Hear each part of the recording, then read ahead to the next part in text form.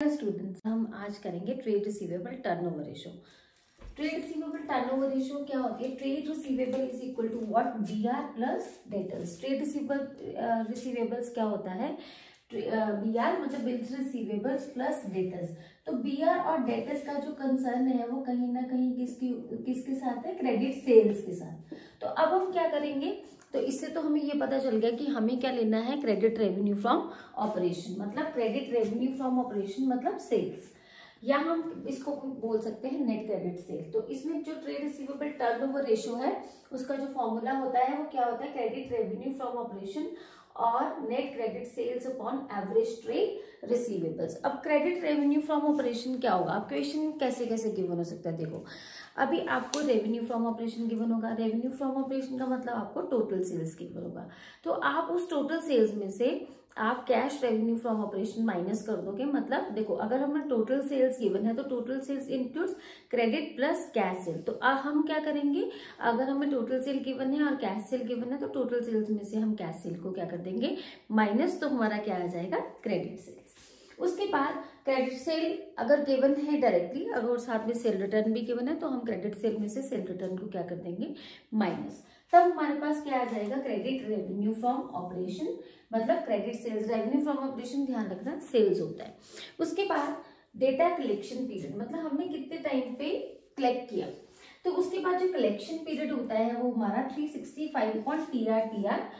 TR का मतलब होता है ट्रेड रिसीवेबल टर्नओवर रेशियो, और 12 अपॉन टीआर। 12 अगर मंथ्स में निकालना है तो 12 करेंगे, अगर डेज में निकालना है तो 365 डेज करेंगे। तो जो एवरेज कलेक्शन पीरियड है, सॉरी डेटा कलेक्शन नहीं, एवरेज कलेक्शन पीरियड, ठीक है, डेटा कलेक्शन नहीं, एवरेज कलेक्शन पीरियड जो है वो आपका क्या होगा? 365 अपॉन टीआर और 12 अपॉन टीआर। अब हम एग्जांपल्स के साथ समझेंगे टीआर रेशियो। अब टीआर रेशियो में एक एग्जांपल ले रही हूँ मैं, जिसमें क्लोजिंग टीआर मतलब ट्रेड रिसीवेबल्स कितना है? 1 लाख। कैश सेल्स आपको कितना गिवन है? 25% of credit sales. Excess of closing trade receivables over opening trade receivables 40,000। Revenue from operation मतलब सेल्स आपको कितना गिवन है? 6 लाख। अब आपको कैलकुलेट क्या करना है? टीआर मतलब ट्रेड रिसीवेबल टर्नओवर रेशियो। अब सबसे पहले मैंने आपको बताया है कि आप फॉर्मूला लिखोगे। वो फॉर्मूला क्या है? Credit revenue from operation upon average trade receivables. इसको अभी मैं अभी कैलकुलेट करना सिखाऊंगी कि क्रेडिट रेवेन्यू फ्रॉम ऑपरेशन कैसे कैलकुलेट करना है और एवरेज ट्रेड रिसीवेबल्स कैसे कैलकुलेट करना है।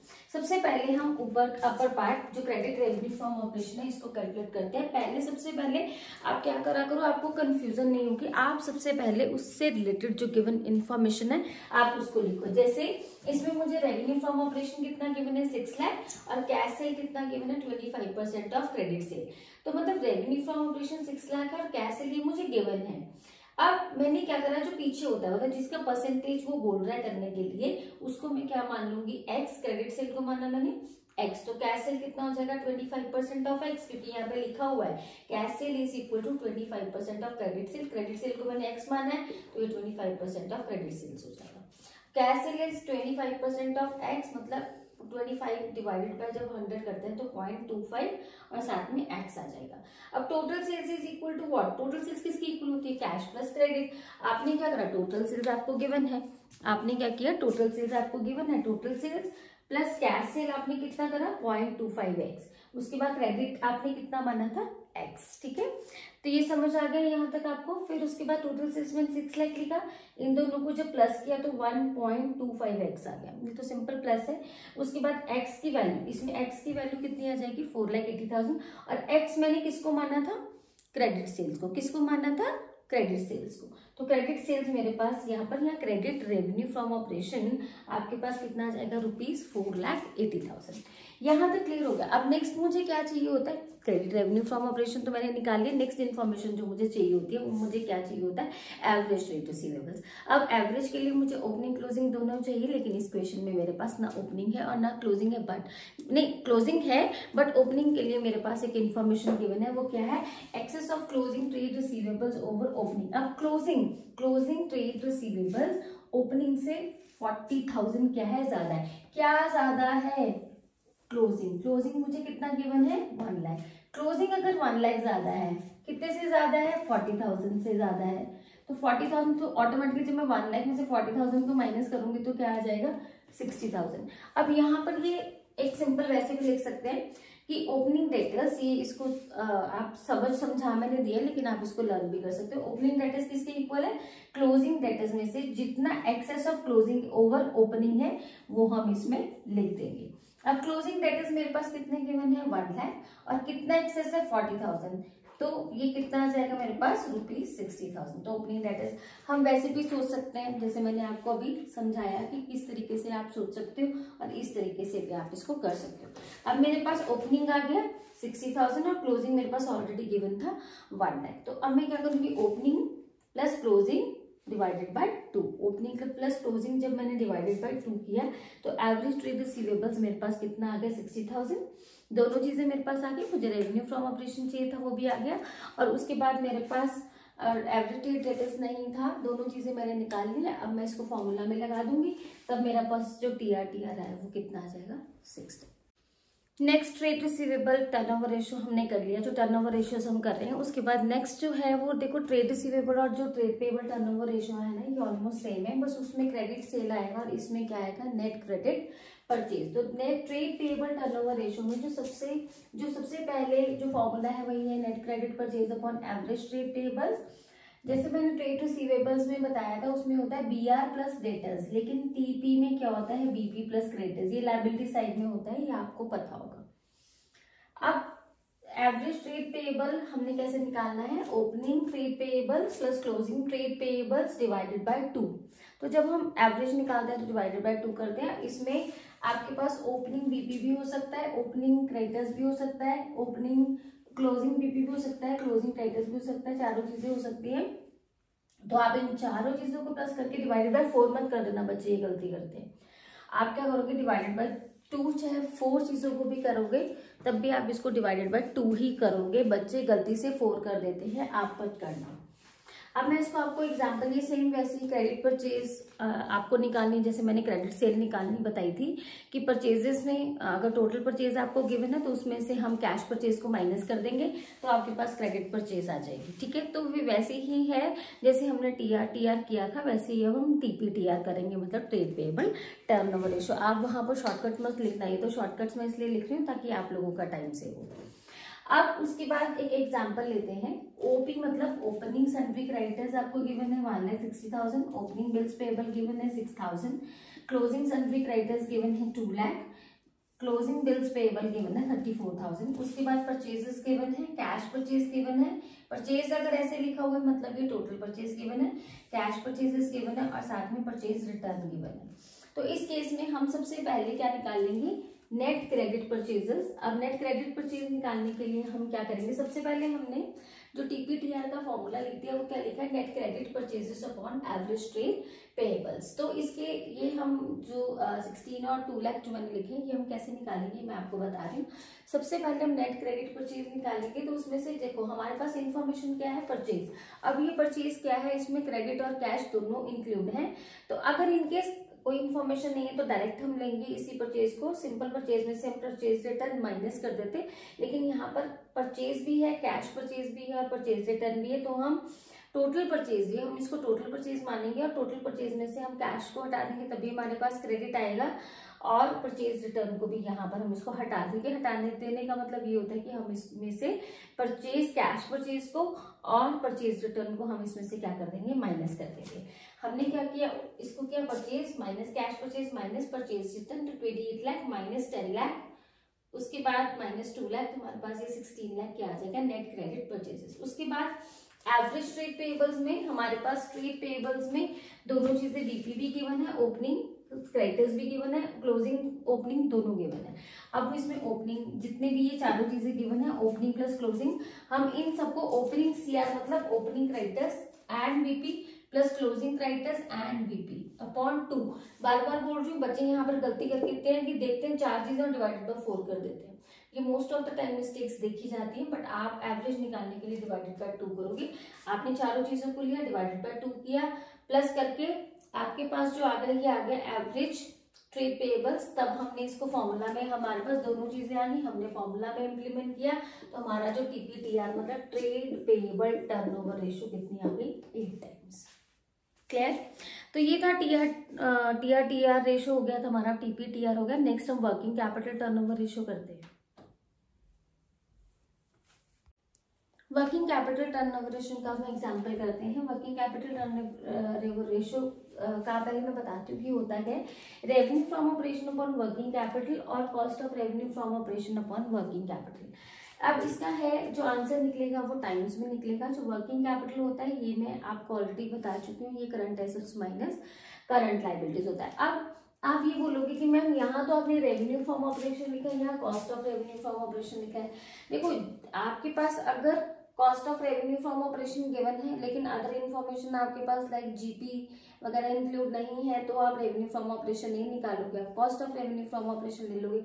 लेकिन अगर आपके पास जीपी से रिलेटेड इन्फॉर्मेशन है तब आप क्या करोगे, cost of revenue from operation में उस ग्रॉस प्रॉफिट को प्लस करके रेवेन्यू फ्रॉम ऑपरेशन निकालोगे और working capital divided by working capital करोगे। लेकिन ना इन्फॉर्मेशन जीपी से रिलेटेड अगर, क्योंकि कॉस्ट ऑफ, अगर रेवेन्यू फ्रॉम ऑपरेशन कैसे आता है, जब मैं cost of revenue from operation में जीपी को प्लस कर देती हूँ, ठीक है, तो तब मेरे पास क्या आ जाता है, रेवेन्यू फ्रॉम ऑपरेशन। तो मैंने बता दिया कि कहाँ आपको रेवेन्यू फ्रॉम ऑपरेशन यूज करना है और कहाँ आपको cost of revenue from operation use करना है।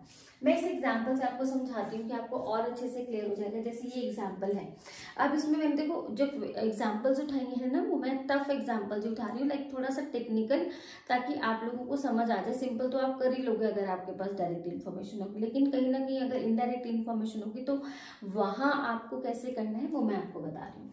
जैसे वर्किंग कैपिटल आपको 5 लाख गिवन है, सीओजीएस यहाँ पर 20 लाख गिवन है, जीपी ऑन सेल्स 20% है, कैलकुलेट डब्ल्यूसीटीआर। अब मुझे यहाँ पर क्या निकालना है, डब्ल्यूसीटीआर। जीपी किसके ऊपर गिवन है, ऑन सेल्स। तो जिसके ऊपर जीपी गिवन होता है, जैसे सेल्स के ऊपर गिवन है तो यहाँ पर मैं सेल्स को क्या मान लूंगी, 100। अगर यहाँ ऑन कॉस्ट होता तो मैं कॉस्ट को क्या मानती, 100। तो सेल्स है तो 100 मान लिया, तो प्रॉफिट कितना है, 20। प्रॉफिट कितना है, 20। अब कॉस्ट कितनी हो जाएगी, जब सेल प्राइस इतनी है, प्रॉफिट इतना है, तो कॉस्ट ऑब्वियसली कम होगी, तो कॉस्ट कितनी हो जाएगी, सेल्स में से मैं जीपी को क्या कर दूंगी, माइनस, तो ये आ जाएगा 80। अब मुझे यहाँ पर सेल्स फाइंड आउट करनी। मैंने आपको क्या बोला कि अगर हमारे पास इंफॉर्मेशन है रिलेटिंग टू जीपी तो हम क्या करेंगे, तो हम रेवेन्यू फ्रॉम ऑपरेशन निकालेंगे। अदरवाइज अगर हमारे पास ये इन्फॉर्मेशन ना होती तो डायरेक्टली हम सीओजीएस ले लेते या cost of revenue from operation ले लेते। अब मैंने आपको सिखाया, लास्ट वीडियोस भी आप मेरी देख लेना, उसमें मैंने डिटेल में ये यूनिटरी मेथड भी बता रखा। बाकी मैथमेटिकल टर्म है कि जैसे कॉस्ट, अब मुझे गिवन क्या है, कॉस्ट, तो मैं इनर कॉलम में क्या रखूंगी, कॉस्ट, और मुझे फाइंड आउट क्या करनी है, सेल्स, तो मैं बाहर की तरफ क्या करूंगी, सेल्स। इफ कॉस्ट 80 तो सेल्स को कितना माना, इफ कॉस्ट 80 सेल्स को कितना माना, 100। If it is 1 then 100/80। अगर कॉस्ट ऑफ गुड्स सोल्ड कितना है, 20 लाख, तो 100/80 इंटू 20 लाख। तो जो मेरे पास रेवेन्यू फ्रॉम ऑपरेशन है, आरएफओ, रेवेन्यू फ्रॉम ऑपरेशन आपका कितना आ जाएगा, ₹25 लाख।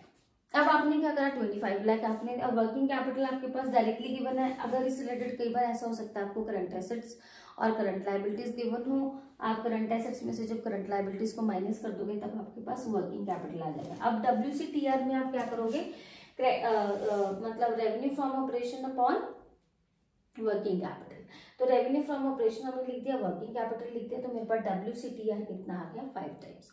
तो ये आपकी वर्किंग कैपिटल टर्नओवर रेशियो थी। अब मैं नेक्स्ट आपको बता रही हूँ इसी में फिक्स एसेट टर्नओवर रेशियो, ये हमारी नेक्स्ट रेशियो है। अब इसमें revenue from operation upon fixed asset. अब फिक्स्ड एसेट के साथ मैंने क्या लिखा है, नेट। रेवेन्यू फ्रॉम ऑपरेशन मैंने बहुत बार आप लोगों को बता दिया है। अब आप बाकी वीडियोस में भी जाके अच्छे से डिटेलिंग में इन सब चीजों को देख सकते हो कि कॉस्ट ऑफ गुड्स, ये मैंने ऑलरेडी एक्सप्लेन किया हुआ है। Revenue from operation upon fixed asset, यहाँ पे नेट लिखा है। नेट लिखने का मतलब ये है कि अगर फिक्स्ड एसेट में कोई भी डेप्रिसिएशन है तब हम उसको क्या कर देंगे, माइनस। अब रेवेन्यू फ्रॉम ऑपरेशन में क्या है, रेवेन्यू फ्रॉम ऑपरेशन में हम ग्रॉस रेवेन्यू, टोटल रेवेन्यू जितना गिवन होगा वो ले लेंगे। टोटल रेवेन्यू मतलब टोटल सेल्स सेल्स हम ले लेंगे और उसमें से हम सेल्स रिटर्न को क्या कर देंगे, माइनस कर देंगे। और fixed asset, net fixed asset में हम क्या करेंगे, फिक्स्ड एसेट में से डेप्रिसिएशन को माइनस कर देंगे। बहुत सिंपल है, ठीक है, आपको समझ आ गया। अब टोटल एसेट, इसमें जो मैंने पहले आपको टोटल एसेट भी निकालना सिखाया, अगर ट्विस्ट के साथ आता है वो मेरी लास्ट वीडियोस में आप देख लेना, आपको पता चल जाएगा कि टोटल एसेट और किस तरीके से निकाल सकते हैं। अब हमने FATR मतलब फिक्स्ड एसेट टर्नओवर रेशियो निकालना है, तो revenue from operation upon fixed asset net. अब इसमें मेरे पास क्वेश्चन में इंफॉर्मेशन क्या गिवन है, टोटल एसेट गिवन है 3 लाख, करंट लायबिलिटीज गिवन है 80,000, working capital 20,000, revenue from operation 5 lakh. अब मुझे पास एक इन्फॉर्मेशन तो है, क्योंकि मुझे इसमें रेवेन्यू फ्रॉम ऑपरेशन न्यूमरेटर में चाहिए होता है, तो रेवेन्यू फ्रॉम ऑपरेशन तो मेरे पास इस क्वेश्चन में है, लेकिन टोटल एसेट्स गिवन है, लेकिन मुझे यहाँ पर खाली चाहिए होती है फिक्स्ड एसेट। मतलब टोटल एसेट्स गिवन है तो मतलब इसमें फिक्स्ड भी है और करंट भी है। देखो, अगर मेरे पास वर्किंग कैपिटल से रिलेटेड इन्फॉर्मेशन या करंट लायबिलिटीज या वर्किंग कैपिटल से रिलेटेड इन्फॉर्मेशन अगर ना होती तो मैं इस टोटल एसेट्स को फिक्स्ड एसेट मान लेती, बट यहाँ पर मुझे कहीं ना कहीं करंट एसेट्स की इंफॉर्मेशन पता चल सकती है इन दो चीजों से, तो मैं इसलिए यहाँ पर क्या निकालूंगी, करंट एसेट। कैसे, जो मैंने लास्ट वीडियो में बताया था, working capital is equal to current assets minus current liabilities. तो आप क्या करोगे, वर्किंग कैपिटल कितना है 20,000, ठीक है, तो आप 20,000 में क्या करोगे, current assets minus current liabilities आपको कितने गिवन है 80,000, तो आपने 20,000 लिखा, CA लिखा, प्लस माइनस 80,000 लिखा। तो जब हम इसको प्लस माइनस करेंगे तो जो करंट एसेट्स है वो मेरे पास कितना आ जाएगा, ₹1 लाख। अब यहाँ पर मैंने क्या करा, करंट एसेट निकाल दिया, तो फिक्स एसेट निकालने, अब मैंने क्या बोला कि टोटल एसेट्स जो होता है वो करंट एसेट्स भी होगा और फिक्स्ड एसेट भी होगा। तो अब मुझे अगर करंट एसेट्स पता चल गई है तो मैं क्या करूंगी, टोटल एसेट्स में से करंट एसेट्स को क्या कर दूंगी, माइनस। जब मैं टोटल एसेट्स में से करंट एसेट्स को माइनस कर दूंगी तो मेरे पास क्या आ जाएगा, नॉन करंट एसेट्स या फिक्स्ड एसेट। और इस फिक्स्ड एसेट टर्नओवर में मुझे फिक्स्ड एसेट चाहिए, तो मैंने यहाँ पर क्या किया, फिक्स्ड एसेट 2 लाख निकाल ली और revenue from operation 5 lakh given था, 2 लाख मैंने निकाल लिया, तो मेरे पास जो FATR आ गया वो 2.5 टाइम्स। नेक्स्ट जो रेशियो है, लास्ट टर्नओवर रेशियो है, इसको हम कवर करेंगे, नेट एसेट टर्नओवर रेशियो, और इसको हम बोलते हैं capital employed turnover ratio. Last उसमें फिक्स्ड एसेट नेट थे, ध्यान रखना, यहाँ पर जो रेशियो का नाम ही नेट एसेट टर्नओवर रेशियो और कैपिटल एम्प्लॉयड टर्नओवर रेशियो, ये दोनों में से किसी भी फॉर्म में रेशियो पूछ सकते, जनरली ये रेशियो बच्चे छोड़ देते हैं, तो माइट भी इसमें से भी MCQ या क्वेश्चन आ सकता है। अब देखो, टर्नओवर है तो मैंने आपको बोला रेवेन्यू फ्रॉम ऑपरेशन तो होगा ही, नेट एसेट है, नेट एसेट मतलब मैंने जब कैपिटल एम्प्लॉयड में लिखवाया था ना, तो देखना लास्ट वीडियोस में, वहां मैंने कैपिटल एम्प्लॉयड के साथ मैंने ब्रैकेट में नेट एसेट भी लिखा था। तो अभी इसमें revenue from operation upon capital employed. अब रेवेन्यू फ्रॉम ऑपरेशन तो मैंने बहुत बार बता दिया है ना, तो रेवेन्यू फ्रॉम ऑपरेशन में ग्रॉस रेवेन्यू में से हम सेल रिटर्न को क्या कर देंगे, माइनस, और कैपिटल एम्प्लॉयड मतलब CE equal to what, debt plus equity. अब इसमें हम एक एग्जांपल ले रहे हैं, एग्जांपल में क्या है, share holder fund 2 lakh given है, शेयर होल्डर फंड मतलब reserve and capital, share capital plus reserve and surplus, दोनों मिलकर क्या बनाते हैं, शेयर होल्डर्स फंड। तो ये कितना हो जाएगा, 2 लाख। लॉन्ग टर्म डेट आपके पास कितने हो गए हैं, 4 लाख, और GP आपको कितना गिवन है, 20% ऑन सेल्स, सॉरी कॉस्ट, कितना गिवन है, GP 20% on cost. GP 20% on cost है, वो कितना है, 4 लाख, मतलब ये GP गिवन है कितना है, 4 लाख, जो कि 20% क्या है, 20% ऑन कॉस्ट। अब हमें ये इन्फॉर्मेशन गिवन है। अब हमने सबसे पहले क्या करा, नेट एसेट और कैपिटल एम्प्लॉयड टर्नओवर रेशियो में हमने सबसे पहले revenue from operation upon net asset, और साथ में हम इसको कैपिटल एम्प्लॉयड भी लिख सकते हैं। तो इसको हमने कैसे निकाला, रेवेन्यू फ्रॉम ऑपरेशन के लिए क्या इन्फॉर्मेशन है, नेट एसेट के लिए क्या इन्फॉर्मेशन है, कैपिटल एम्प्लॉयड के लिए हमारे पास क्या इन्फॉर्मेशन है। मैंने आपको क्या बोला, जो कैपिटल एम्प्लॉयड होता है वो क्या होता है, डेट प्लस इक्विटी। अब डेट इसमें कौन से आते हैं, लॉन्ग टर्म। मैंने लास्ट वीडियोस में डेट बहुत अच्छे से डीपली एक्सप्लेन कर रखा है, तो डेट को अगर और अच्छे से डिफाइन किया हुआ देखना तो आप मेरे लास्ट वीडियोस में देख सकते हैं। डेट वहां मैंने 3 तरीके से बताया कि डेट किस तरीके की इन्फॉर्मेशन गिवन होगी तब हमने डेट को निकाला है। लेकिन जो डेट मैं अभी इसमें बता रही हूँ क्या है, लॉन्ग टर्म होते हैं। लॉन्ग टर्म डेट मतलब long term borrowings plus long term provisions. अब यहाँ पर हमारे पास क्या गिवन है, share holder fund. Share holder fund क्या होता है, share capital plus reserve and surplus. अब हमने क्या करा, शेयर कैपिटल, अब मैंने क्या बोला था, डेट प्लस इक्विटी। अब इक्विटी ये होगी शेयर होल्डर फंड, तो इक्विटी क्या होगी 2 लाख। अब मैं इसको डेट, लॉन्ग टर्म डेट, अगर यहाँ पर क्या होता है, हो सकता है आपके पास टोटल डेट गिवन होते और साथ में short term debt, current liabilities given होती, तब आप क्या करते, उसमें से टोटल डेट में से आप करंट एसेट्स को माइनस कर देते तो लॉन्ग टर्म डेट आ जाता। मतलब जो लास्ट स्टार्ट, कहीं ना कहीं रेशियोज आपस में कनेक्टेड है, जिसमें डेट है तो डेट की डेफिनेशन सबके लिए सेम रहेगी, कैपिटल एम्प्लॉयड है तो कैपिटल एम्प्लॉयड की डेफिनेशन सबके लिए सेम रहेगी। तो ये आपने ध्यान रखना है कि बस मैंने इतना बता दिया आपको कि लॉन्ग टर्म डेट लेना है। तो इनकेस अगर टोटल डेट गिवन है और साथ में कोई करंट एसेट्स, इस तरीके से कोई इन्फॉर्मेशन आपके पास करंट एसेट्स गिवन है, तब आप पहले उसमें से करंट, टोटल डेट में से करंट एसेट को हटाओगे। लेकिन यहाँ पर मेरे पास directly long term debt given है, तो लॉन्ग टर्म डेट मैंने क्या किया, जब यहाँ पर डेट निकाली, कैपिटल एम्प्लॉयड निकाला, तब मैंने क्या किया, डेट प्लस क्या कर दिया, इक्विटी। अब डेट इतना है और शेयर होल्डर फंड इतना है 4 लाख और 2 लाख, तो टोटल मेरे पास जो कैपिटल एम्प्लॉयड है वो कितना आ गया 6 लाख। अब दूसरी इन्फॉर्मेशन मुझे क्या चाहिए, ग्रॉस प्रॉफिट ऑन कॉस्ट। मुझे जीपी गिवन है, मतलब ये मुझे क्या गिवन है, जीपी, लेकिन मुझे क्या चाहिए होता है, रेवेन्यू फ्रॉम ऑपरेशन। अब जीपी 20% ऑन कॉस्ट है, तो मैंने क्या बोला था, कॉस्ट को हम क्या मानेंगे 100, कॉस्ट को मैंने यहाँ पर क्या मान लिया 100, तो जीपी यहाँ पे कितना है 20, तो कॉस्ट प्लस जीपी जब करेंगे तो सेल्स आ जाएगा। अब मुझे इन्फॉर्मेशन कौन सी गिवन है वो हम अंदर लिखेंगे, जो इन्फॉर्मेशन चाहिए वो बाहर लिखेंगे। जीपी मुझे कितना है गिवन है ना 4 लाख, तो मैं क्या करूंगी, जीपी कितना माना 20, और चाहिए मुझे क्या sales.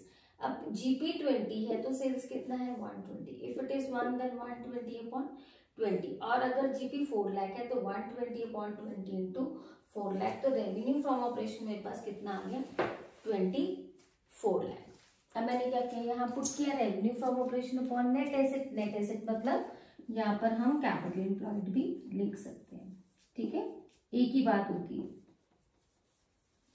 24 lakh divided by 6 lakh, तो हमारे पास जो रेशियो आ गई वो क्या आ गई 4 टाइम्स।